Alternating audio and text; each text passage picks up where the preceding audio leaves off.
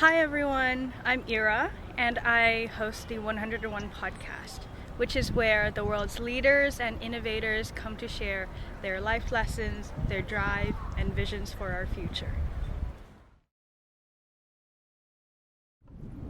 In this episode of the 101 podcast, we will be talking to Gita Wirjawan, who is former Trade Minister of Indonesia, entrepreneur, investment banker, and philanthropist.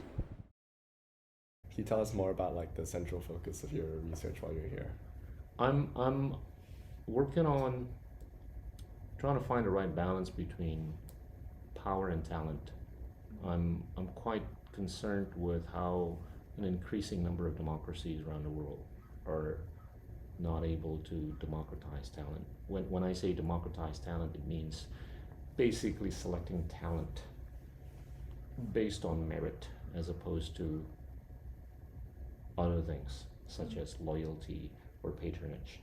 And I do believe that there is more and more, democracies around the world that are just selecting talent more based on loyalty and or patronage. And that I think is a discount to the democratization narrative around the world. Whereas some autocracies or one autocracy, call it China, they've been able to select talent a lot more based on merit as opposed to loyalty and or patronage until recently, right? Recently, I think we're seeing a much more tangible manifestation of selecting talent more based on patronage and or loyalty in places like China. So how do we do that?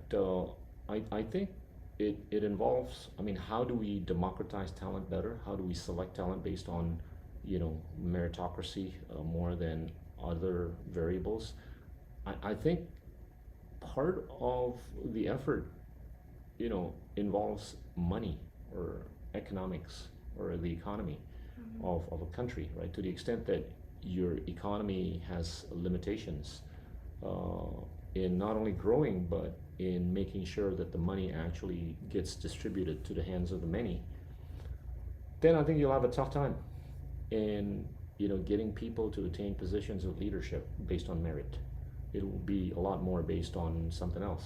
And right now, I think we're sort of confronted with this era of social media where virality / popularity, is the name of the game as opposed to, your ability to intellectualize on any, matter.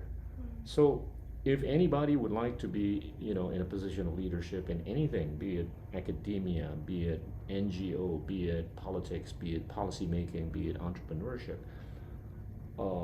if you ran for student government on campus, I think it makes a difference if you can, viralize yourself, whether it's with your dancing skills or with putting mud on your face or whatever, as opposed to your ability to intellectualize. I think there's a trend towards that. And that I think is a discount. So how do we fix that? I think it involves not just being able to put money on the table for everybody as much and as many as possible, but also it involves, curating information that appears on anything that you look at, most particularly your mobile phone. I don't, subscribe to the idea that people, especially those, in the younger generation, ought to look at their mobile phones 10 hours a day, because a lot of that is really garbage on TikTok and Instagram. I'm not saying that there's no good content on Instagram or TikTok, but I think there's a lot more garbage, than good contents on those two platforms. And at the rate that people are equating the amplification of, algorithms that would basically support narratives that are thick with hatred, anger, and divisiveness as democracy, to me that's a mockery. And in the absence of narratives that would have been a lot more judicious, unfortunately they sit within the silent majority. They don't speak up. But the platforms do not amplify the algorithms that are supposed to basically expose more of these, judicious narratives. Would you say this is born out of something inherent within human nature, like all this garbage that we're seeing on social media, this kind of a penchant for 2-second videos and this kind of. Yeah, I think human beings like attention. I'm okay with getting more attention as long as it entails greater wisdom. But what I'm not a big fan of is that technological platforms have basically, been using this, their platforms for purposes of creating virality for their own benefits as opposed to the benefits of, humanity. Yeah, so what does this say about like how you see education for the younger generation right now? How do you think it should be? Well, we have seen, I think, in the last few decades, a massive increase in our ability to democratize information. What I mean by that is democratization of anything, it really is the distribution of anything, right? We've been able to distribute information to the hands of many in much easier fashion, right? Because of the existence of so many more pipes through which you can disseminate information, right? So in a way, or in a big way, information has been democratized. But why is it that at the end of the pipe, ideas are getting more polarized? They're not filling up the whole spectrum. They're either sitting on the far left of the spectrum or the far right of the spectrum. They're not filling up the whole spectrum. I think that's either a symptom or a disease that needs to be healed, right? I do believe that at the rate that we've been able to massively more democratize information, we've got to, I think, democratize ideas more, meaning distributing ideas in the hands of many so that the many will fill up the whole spectrum. The polarization of ideas, I think, is something that needs to be healed. And if it doesn't get healed, I think the education of anybody at any level, be it K-12 or tertiary or even the upper echelons of tertiary education, I think would be at risk.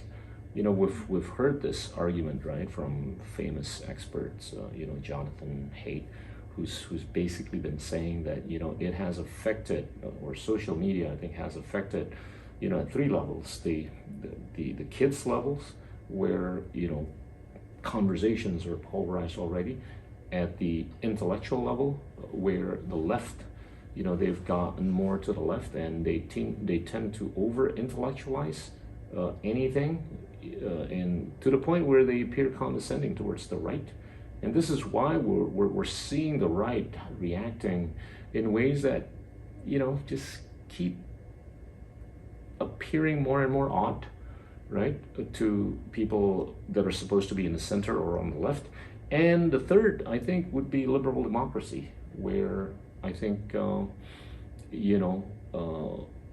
the amplification of narratives that are not healthy as being equated with a democracy is not right. So these 3 levels at which social media has affected, I think, has bearing over, how we have to fix our educational system going forward. How do we fix it? Yeah, I would stay away from the mobile phones more. I would basically, make sure, I think education at the most basic level takes place in the homes of people, right? Secondarily, I think at schools. Third, I think at any level beyond, your house or your school. Yeah, I think one very important level of education that a lot of people overlook is education in homes. Yeah. And early education on before people go to school as well. So correct. Yeah, that's. And I think it's exacerbated by the fact that in many developing economies around the world, stunting is a real issue, right? The lack of nutrition is a real issue. There's tangible examples, right? Where if you travel to a developing, country, you talk to 7 waiters or 7 waitresses at a restaurant, you give the same instruction, you get 7 different, outcomes. I don't think it's a manifestation of lack of education. I think it's more of, a case where they probably did not have enough nutrition when they grew up. And I think people overlook that too. And stunting is a real issue for many countries, including, some countries in Southeast Asia. And to the extent that it doesn't get fixed, I think it's going to have a very systemic, repercussion on your ability to get educated. When it comes to education within the home, what do you see as the government's role in kind of addressing these issues? The government should not just be responsible for regulating, right? I don't think they should be in the business of regulating behaviors at home. But what they can do at the basic or the most basic level is to make sure that social safety nets are there, right? And social safety nets, I think, are correlated with their fiscal space and their monetary space. And I kind of, talked about this earlier, right? If they can raise taxes to the point where their tax revenues only represent between 10 to 20% of their GDP, it's lower than the typical OECD country, which can generate tax revenues at a level of 33% of their GDPs. That in itself, I think, serves as a limitation, with which you can actually provide social safety nets. To the extent that the private sector does not get involved in helping the government in providing social safety nets, I think these 2 factors will affect the degree to which that you can actually have proper education at home. I think digitization has been a big boost in a positive way for the ability of people to educate their kids at home, but unfortunately it hasn't been to the fullest that it should have been. Because of, I think, certain vested interest of the technology platform owners that would have wanted you to look at the wrong things on your mobile phones or on your iPads or on your whatever, as opposed to the right things. Yeah, that's true. And yeah, I think education overall is like really important, and especially with you involved in like a lot of like leadership in Southeast Asia. What and you also done policy work in Southeast Asia, and what do you want to see in the future of Southeast Asian leaders in Indonesia Oh or my, around? One of the biggest reasons why I'm here is to make sure that Southeast Asia is recognized for what it is. And what I mean by for what it is that it is a region of huge scale. 700 million people, $3.3 trillion, and it's been able to grow its GDP per capita 3 times in the last 30 years. Yes, it underperformed with respect to that of China, right? China's GDP per capita grew 9 to 10 times in the same period. But demographically, it is far richer than many other regions in the world, not just Asia Pacific, right? In the world. And I think it warrants recognition by the world. And if you try to build this in the context of what we've been saying as a decoupling between China and the US, as I said, I think the onus is more upon China and the US to pay more attention to us. And I think there's a lot that can be contributed to the region of Southeast Asia at the rate that it has scale, economically, population-wise, and also demographically. Not to mention the diversity, not to mention the natural resources and the human resources that are, I think, getting better by the orders of magnitude. I'm not I'm not as concerned as many others about what could happen to Southeast Asia in the context of South China Sea.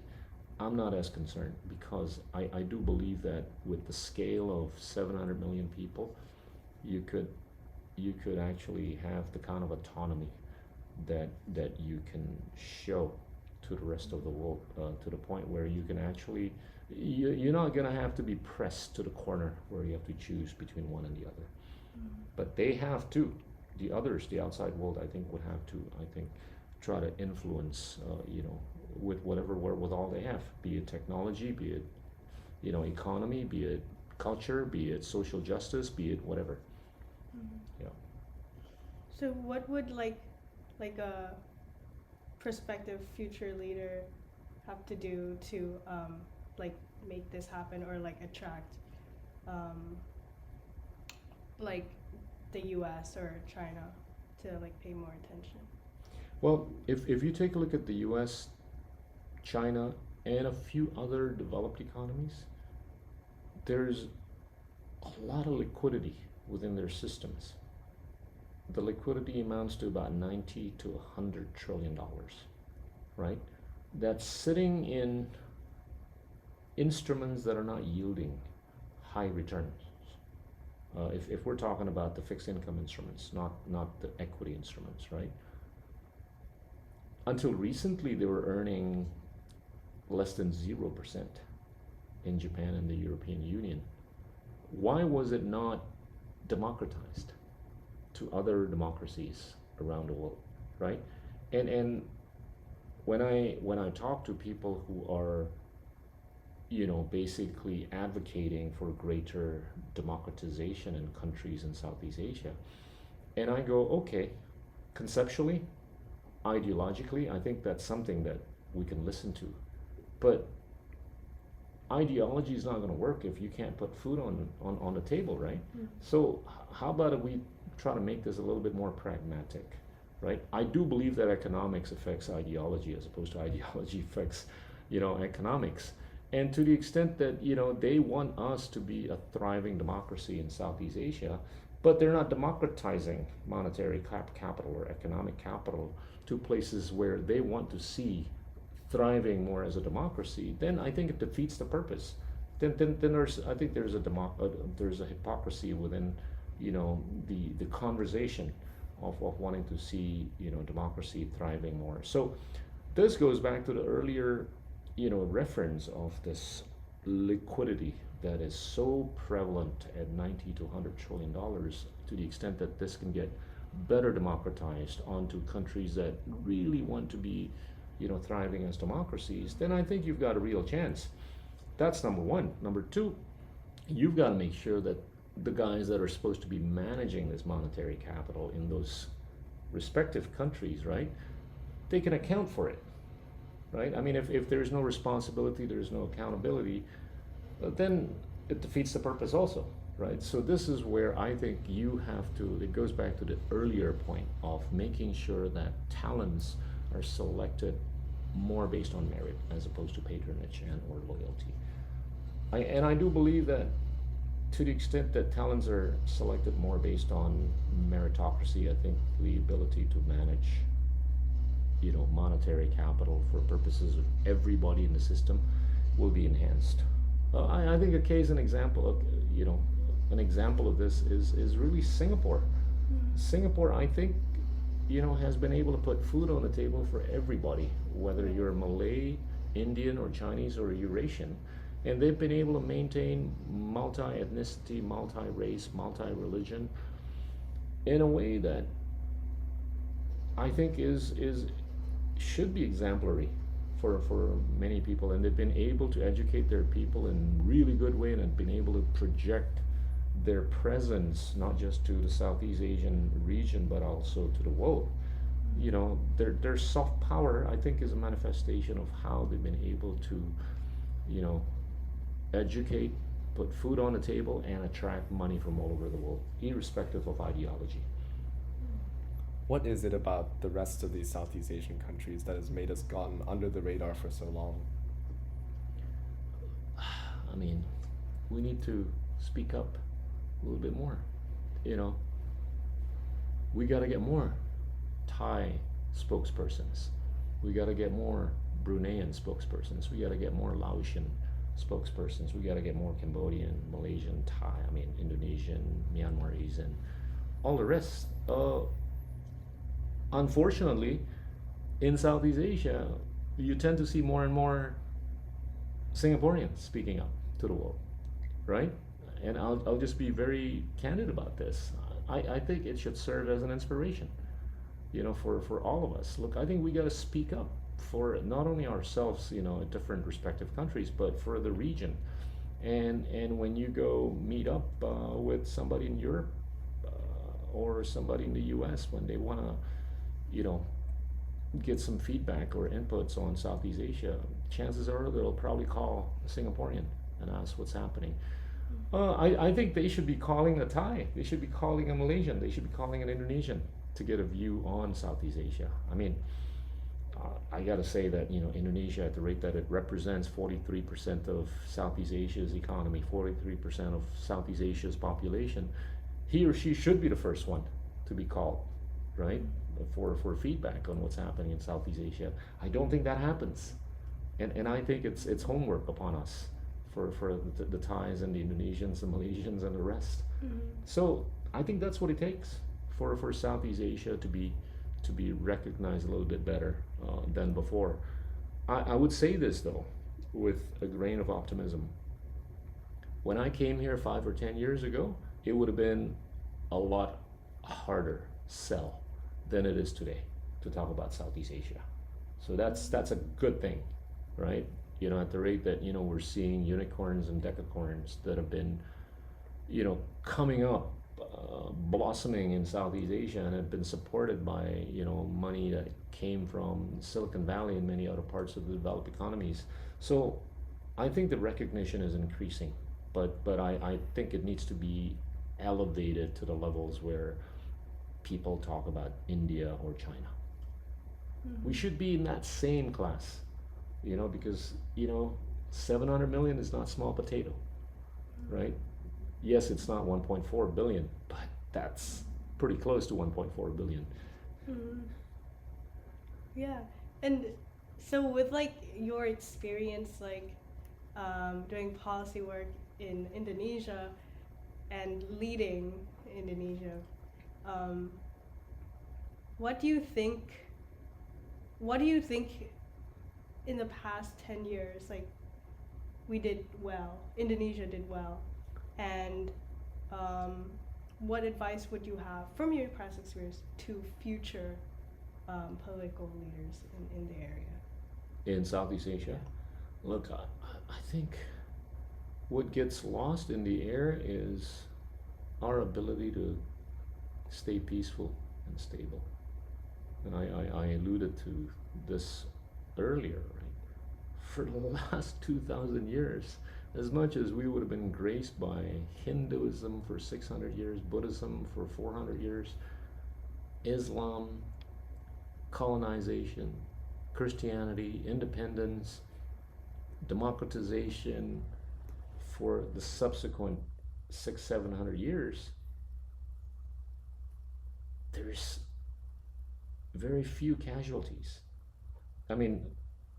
What's recorded all the way back to maybe 1,100 years ago until today, not more than 9 or 10 million deaths as a result of rivalries, be it within a country or between neighboring countries or external forces coming from way outside the region, right? We call that colonization. Not more than 10 million people. Compare that with Europe. During the same period of 1,100 years, they would have seen close to 200 million people dying, right? Just in the first 2 world wars, 100 to 120 million people. Before that, during the Napoleonic Wars, a few tens of millions. And during the medieval period of roughly 1,000 years, about 80 million people. it totals to about close to 200 million. That to me, I think, says a lot about how we've been able to stay peaceful and stable. So I do believe that for future leadership purposes, peace and stability serve as capital, right? Take advantage of it. But while you're taking advantage of it, I think you gotta really deep dive into what needs to be taken a view on. And that I think is education. I always talk about the PISA scoring. The PISA scoring I think is so real. The 15-year-olds in Southeast Asia are not where they should be, in scoring, in math, science, and language comprehension, with the exception of the Vietnamese and Singaporeans. The Thais are better than the Filipinos and the Indonesians. But I do believe that everybody, all 10 of us in Southeast Asia, ought to be at a much higher level. And the global average is what, 420, and Singapore and Vietnam are at 555 and 505 respectively. Most of the other, Indonesia ranks at about 71 out of 78 countries. It ranks at about 6 out of all 10 countries in Southeast Asia. I think Thailand could help itself in moving up the ladder. I think everybody of the 10 economies or 10 countries ought to do whatever it takes to move that needle up to a level that's greater, if not much greater, than the global average. And I think we can do that if we fix the stunting problem and we fix all levels of the education. Imagine if we didn't have the peace and stability, we wouldn't be able to fix it at all. It's a much more structural issue, but we have the peace and stability, right? Okay, so far we've spoken a lot about regional politics, about you guys are engineering guys. Yeah, I might be a bit of an imposter myself. Still don't really know what I want to do. But yeah, we'd love to also hear more about you personally. We were doing some reading about your upbringing, and it seems like you can do a lot of things. You're a swimmer, you're a jazz musician. Piano. I think that's awesome. Yeah. What were you like growing up? Confused. No, I wanted to do so many things, right? I initially wanted to be an athlete, but typical Asian parents, right? So then I went to, I was doing sports, then I went to music. They didn't want me to be a musician. Then I went to a few other things. But I think it boils down to my love for music, right? And I've studied classical music, and I've done heavy metal, rock and roll, jazz, blues, and all that good stuff. And in jazz, I'm such a big fan of a number of personalities, one of which is Miles Davis, right? And jazz, I think, is all about being able to improvise, right? And I think it's important for anybody to be able to improvise in times of crisis. And in life you go through so many episodic stresses, as we have seen in the last 2.5 to 3 years, right, by way of COVID-19. And I've seen many of my friends and many people around me that were not able to make that necessary adjustment. We call that agility, right? Agility is really about being able to pivot. How do you reskill? How do you upskill? How do you learn how to code if you don't know how to code in order to survive? How do you digitize? Many couldn't climatize. Many couldn't make the adjustment or couldn't pivot. And I think it's because of their not being open-minded.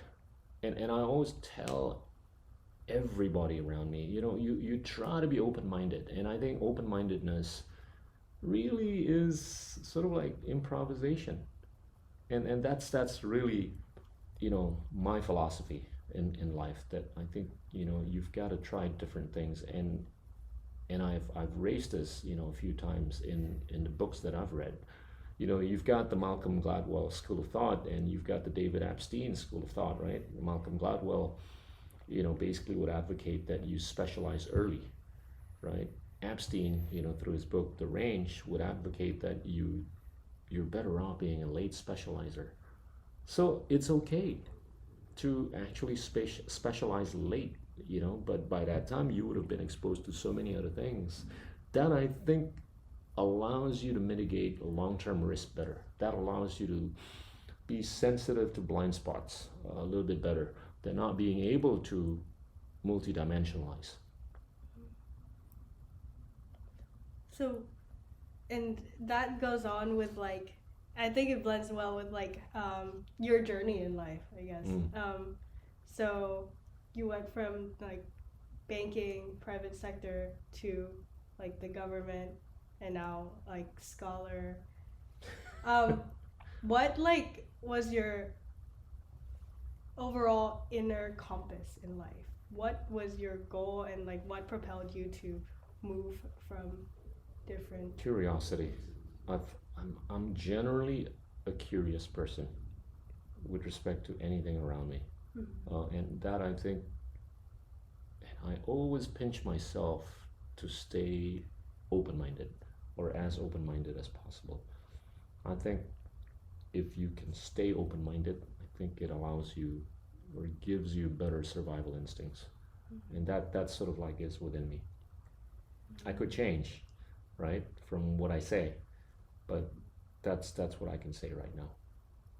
And I do believe people evolve, people change, and right now I'm sort of like really enamored with the idea of sharing, thoughts to as many people as possible, which is why we're doing this podcast, which is why I did a podcast on my own, and it's really on a mission to share not just my experience, not just my thoughts, but more so other people's thoughts. And I do believe that it's important to share the right set of thoughts as opposed to the wrong set of thoughts.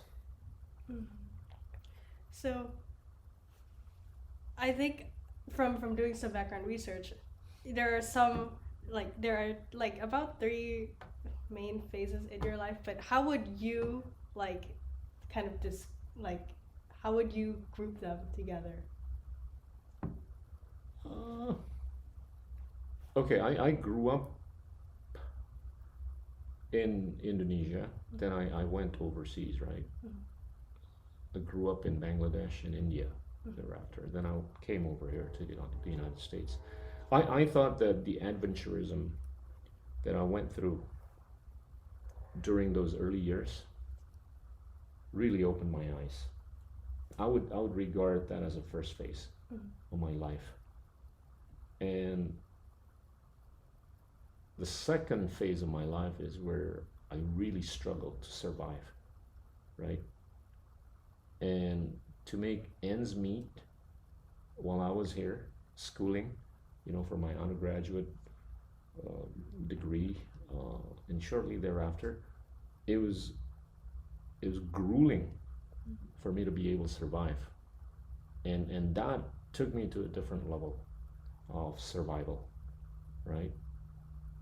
And then the third phase I would regard as one where I was able to sort of like just cook, those 2 earlier phases into anything that I could be good at. Whether it's being a professional or being an entrepreneur or being a policymaker or being an academician. And I think I'm sort of like at the tail end of this third phase of my life where I kind of enjoy, just sharing or teaching or lecturing, because it reverberates, with so many people already. And I do believe that I think it's going to mean good things for them 10, 20, 30 years from now. And that's the reason why I feel pretty optimistic about Southeast Asia. And as much as we're seeing or hearing or smelling so much pessimism about where the world is going to go, but I do believe that there's hope and optimism with respect to where we're all going to head to. So those are the three faces. I never thought about this, but you just got me. I think adventurism, and then struggle, and then sharing. That's amazing. It's nice to see someone look back in their lives, and yeah. What do you think was kind of like the hardest lesson you learned on the job? Whether it's Oh man, there were times, towards the end of the month, I didn't know how to pay my rent, right? That's learning on a job, man. There were times when, I didn't know how to speak English when I first thrown into an international school when I was 13. And I remember my mom just told me, if anybody asks you, how are you, just say fine, thanks. And anybody asks you anything else you can't understand, just say, I beg your pardon. I tell you, there were a lot of I beg your pardons for a few months. And that's learning on a job, right? But my curiosity, as I said earlier, led me to a place where I was able to overcome. I was able to get around that challenge. And the rest is pretty much history. Every time I get thrown into a difficult spot, right?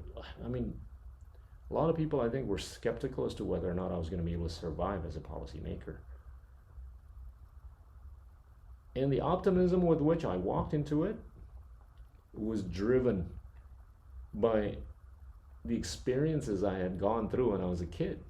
If I could overcome those, how can I not? Right? And it's kind of nice to be able to use that as a toolbox, that you can dip into. Man, if I did that, I got to be able to do this. And when I walked into academia, people were like saying, dude, you really think you can teach? I don't know. I'm going to give it a shot. Then I would go back to that same toolbox. I went through a pretty divergent experience, right? Not being able to speak a foreign language, not being able to climatize with a foreign, experience, but I went through that, not being able to pay my bills at the end of the month. I went through those. So, yeah, that's my toolbox. Yeah, and it ties back to like agility and the ability to improvise, being a musician. That's beautiful. That's beautiful as well. I think it ties together very well. Yeah. Mm-hmm. Yeah. That's amazing. And I mean, so with all those phases in life combined, now you're here at Stanford, being a visiting scholar at the Freeman Spokane Institute. So what do you plan on achieving throughout this time here, and what are some next steps for you after this? I want to write just a number of papers, which hopefully will culminate in a book. And it's definitely not going to be an autobiography. Right? I think we should get out of this era of narcissism. Right? I want to be able to write about what I alluded to earlier, this balance of power and talent. Mm-hmm. And this will be manifested in a number of sub-narratives, right? Which would be the role of education, the role of money, the role of social media, the role of a few things, which will, I think, culminate in, hey, what does it take to find the right balance between power and talent? And I think, as much as, I don't want to be labeled the Indonesia guy here. I would rather be labeled the Southeast Asia guy here. But the more and more I talk about some of these concepts or these subtexts with the people around here, the more they go, hey, dude, what you're actually thinking or working on is a lot more universal than you think, right? It applies to places beyond Southeast Asia. It applies here. It applies to many other countries. So that I think gives me optimism that hopefully this thought processes, could be of value to people not just in Southeast Asia, but predominantly in Southeast Asia, but hopefully beyond. We'll see. And I haven't written in a long time, so it's quite a struggle, but I like it. Let me go through this mud. I wanna go through this mud and see how it goes. Mm-hmm. That's amazing. And I'm also super curious. There are many top tier educational institutions in the U.S. Why here? Stanford specifically? It is so relevant because it's on the goddamn Pacific, right? I mean, as much as I would have wanted to go other places or could be in other places, but Southeast Asia is on the Pacific. And how about, associate yourself with an academic institution that's on the Pacific? That really is the main reason. The other reason is my daughter is at Berkeley, so. Oh, that's great. So she's close. She's So close we're by. close, so we can see each other every week. Oh, that's so nice. That's awesome. Yeah. Yeah. My parents always complain. It's like you're too far. And you have to come back home very I know. often. I know. It's like 18 to 25 hours. It's quite the trip. Flying. Yeah. Mm-hmm. How often do you go back to Indonesia? Well, I plan to go back in a few days' time because there's the G20, in Indonesia. I think that's a big event. So, and then there's another forum where I've been asked to speak. It's in December. It's called the Democracy Forum. It's called the Bali Democracy Forum. Mm-hmm. And yeah, and then I'll be back here shortly thereafter. Awesome. So, yeah, so glad that you're here and spending time with us as well. Yeah. Yeah. You think that makes sense? The reason for me to be here? No, definitely. I think it makes a lot of sense. Makes Yeah. a lot of sense. It's like there's proximity in terms of like just geographical proximity, but also kind of I wouldn't say cultural relation, but I'd say just connectedness, right? Correct. With Southeast Asia, more so than if you went to the East Coast, for example. Correct. It's much further. Correct. I was asked to be on the East Coast, but I think you're right. And I think we all have to be on this mission of putting Southeast Asia on a map here more, at the rate that they still talk about India and China more heavily than they did about Southeast Asia. The onus is upon all of us. Mm-hmm. So, like, we're university students, like almost early career. What would you think we should do in order to help this effort? What you're doing is great. I would not have thought about doing a podcast at your age, right? Even if I was born at a different time, right? I think what you're doing is pretty pioneering, for most people, right? And I think that's a great first step. The second great next step is to, I think, cross-fertilize conversations. What I've found in the last few weeks here is that I've gotten a chance to speak at different parts of the campus, right? Mm-hmm. And I get, I think, more viewership at the School of Business as opposed to the other schools, right? And that actually is capital for all of us, right? If they can get, or anybody can get more attention when it comes to the topic of Southeast Asia at the School of Business, hey, start from there and cross-fertilize it to the other schools, whether it's philosophy, engineering, sustainability, political science, and all that good stuff. What I find so far is that I think we could work more on a cross-fertilization, right? From here to the others. And you could do that. You could help with that effort. And you might be surprised sooner rather than later you will see the kind of attendance in the other parts of the campus, you know, when it comes to the topic of Southeast Asia. Because there is always a way to relate whatever you want to talk about, whether it's about biology, computer science, entrepreneurship, political science, policy, human rights, to Southeast Asia. We have it all, right? Yeah. We really do.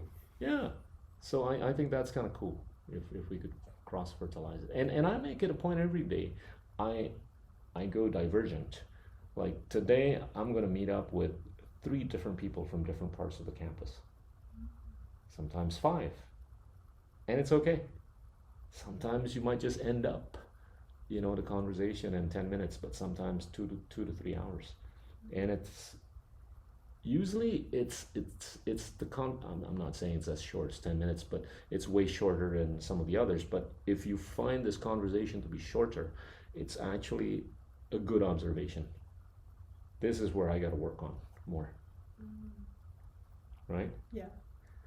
Who are some of the coolest people you've met around campus?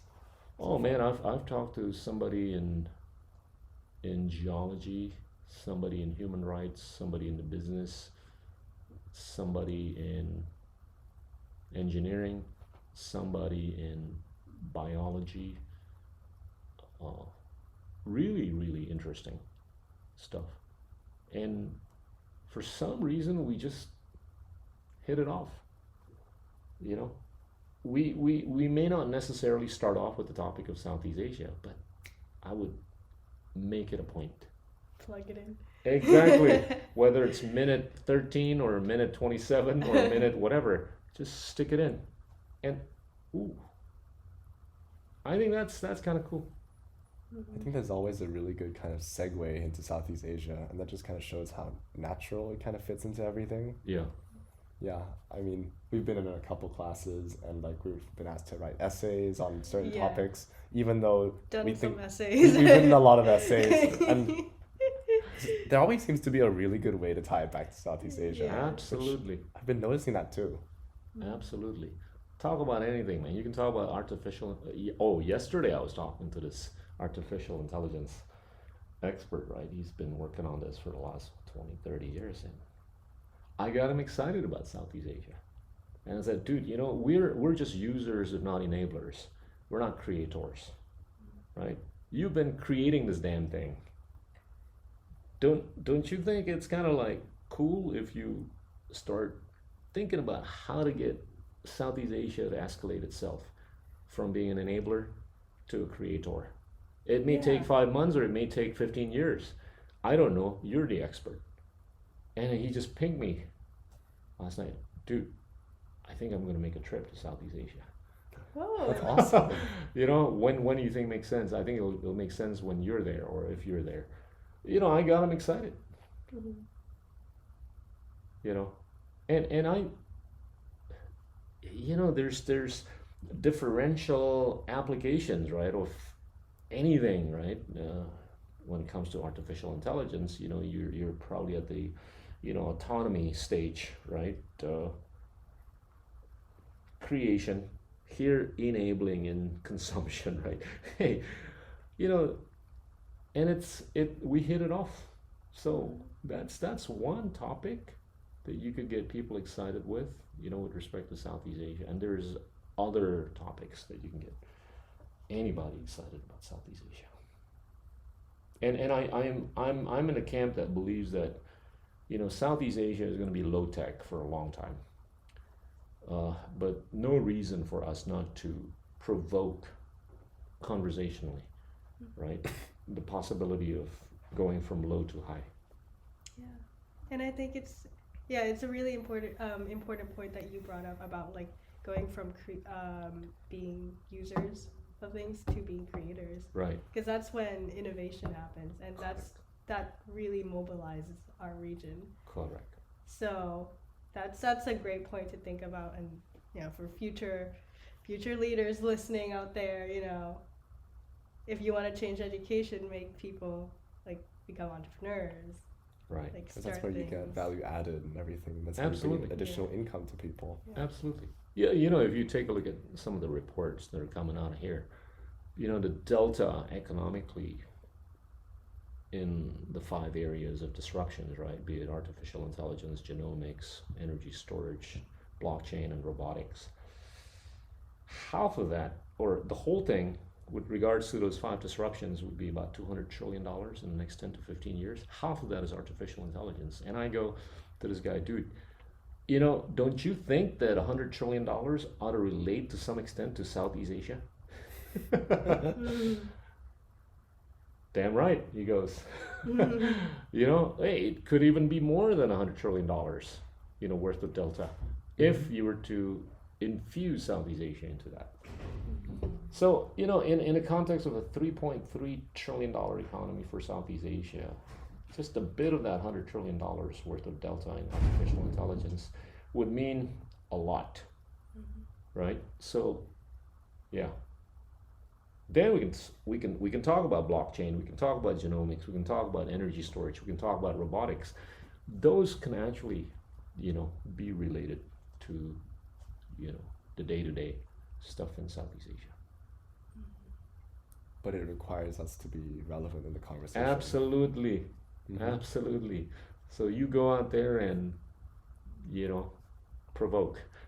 Yes, we will. Yeah, thank you so much.